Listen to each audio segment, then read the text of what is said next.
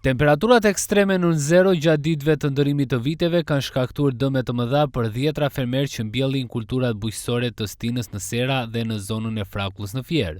Sipërfaqe të tëra tokash bujqësore të mbjella, kryesisht me lule shtrydhe, patate, kastravec, speca e domate, kanë bësuar dëmtime të parikuperueshme duke shkaktuar humbje të mëdha financiare. Sipas fermerëve të prekur, këto kultura përbëjnë burimin kryesor të ardhurave të tyre, ndërsa theksojnë se edhe pse i morën masat, sërish dëmet ishin të pashmangshme. Ju jeni një ndër fermerët e dëmtuar nga temperaturat e ulta të ditëve të fundit. Cili është dëmi që është bërë? Dëmi im është 3 dylim Sera, më është dëmtuar 3 dylim Sera, sado i kam patur të mbuluara, i ftohtë edhe nuk e ka përballuar të ftohtin e ditëve të fundit. Dëmi është 7-8 milion lekë vjetra. I keni mbledhur me lule shtrydhe? Me kam mbledhur lule shtrydhe. Është mbledhur me lule shtrydhe, kam bler fidanin. Është fidani bler, nuk është fidani bër vet. Janë dëmet kolosale, janë dëmet mëdha.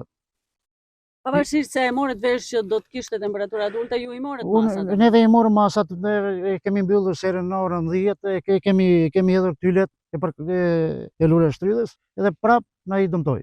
Ato arka nuk i jep më, ato arka. Është dëm i madh shumë. Është dëm, siç thash edhe më përpara, është dëm 7-8 milion lekë vjetra për 3 dylim që kam unë aktualisht. Për ta bërë më të kuptueshëm për shikuesin. Në qoftë se kjo sera këtu, në qoftë se kjo serë të jepte 1500 arka, tash ajo do hapi 700 arka, 600 arka, 800 arka, ky është dëmi. Gjysmë për gjysmë, mos them 60 me 40. Po lule shtrydhja në çfarë faze është? Tani kjo ishte në fazën e lulëzimit, në fazën e pjekjes, për të rikuperohet, po jo aq lehtë. Ndërkohë një temperaturë të tillë kaq të ulët, kur e keni patur? Një temperaturë kaq të ulët kemi patur në 2016. Të njëjta dëme edhe atëherë. Kanë kaluar ditë tashmë, ka dalë dikush në terren që të shohë situatën? Jo, për fat keq jo. Tani moti i keq i fundit vitit ishte që ne na dëmtoi në të gjitha kulturat bujqësore të mbjella, sidomos edhe në Sera. Kishën të mbjella lule shtrydhen, trangull, domate, spec. Këto ishin kulturat edhe patate që kush kishte mbjell patate ishin më të prekurat. Tani ky mot po bante mbi 10 vjet që nuk kishte parë kaq ngric.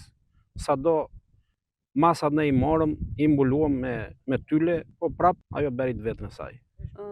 Këto dëme, a mund të ishin të shmangshme? Këto dëme mund të ishin të shmangshme te disa fermerë në lule shtrydhe që nuk i mbuluan, edhe na mirë informacioni që nuk kishin, që nuk i mbuluan, kurse në kultura të tjera nuk mundet të bënim zgjidhje. E përkthyer në dëm financiar? Dëm shumë i madh financiar.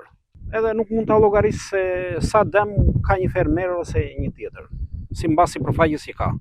Por sidomos temperaturat e ulta, sidomos ato që ishin afër lumit, afër vjosës, edhe nëpër gryka, ishin dëmet më të mëdha.